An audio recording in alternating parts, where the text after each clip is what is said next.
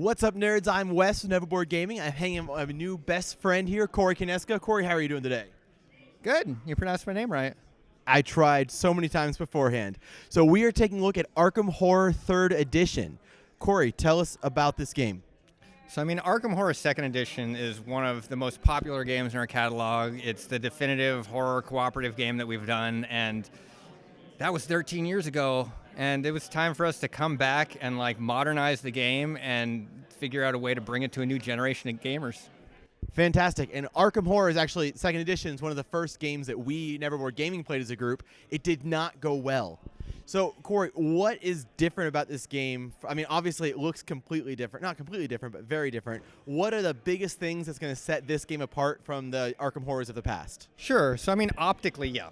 It looks very different. I know that the studio head, Andrew, had the idea of let's try to take all the neighborhoods from the board of Arkham Horror 2nd Edition and actually lift them off and make it a modular board where you've got streets that you can travel between them. And it really let us not only make it a very graphically interesting thing, you can actually see the city now as opposed to before when you couldn't, but it lets us tell more compelling stories where each ancient one can have different parts of Arkham that they're focused on, that you these different tiles depending upon what scenario you're playing, that sort of stuff.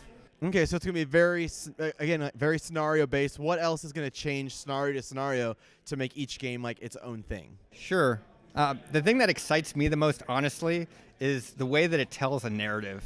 I think the designer, Nikki, did a great job of making each of the different scenarios, each of the different ancient ones, really feel unique. They come with a deck of event cards, and this deck drives kind of the story, but they also have wildly different victory conditions and story arcs that'll come out of the other cards. So you'll start out the game, you'll have a little goal that says basically, figure out what the heck's going on. And as you collect clues and you complete objectives, the story is going to branch in different ways depending upon what you do. The ancient one may start to do things to you, which could fork it in different ways. And the immersive storytelling is just beyond anything that we've ever done. Your story can end in a variety of different ways depending upon the choices you make. I don't know, it's awesome. So with that much story, is this something you might look into doing campaigns on it, or is it going to be pretty much a one-off as you go? The base game right now, you play single scenarios the same way you did in 2nd Edition. I'm sure some fans will cook up some campaign rules, and who knows what we have in store for the future. Fantastic. Well, Corey, thank you so much for showing us this. I cannot wait to try it out some more. When is this game going to be available? When are people going to be able to get this game on their tables? It's coming out in Q4 of this year for $64.95.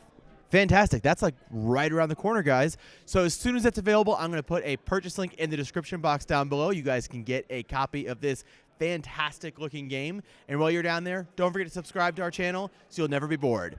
You got to do finger guns. Yep. Fantastic, fantastic, fantastic, fantastic.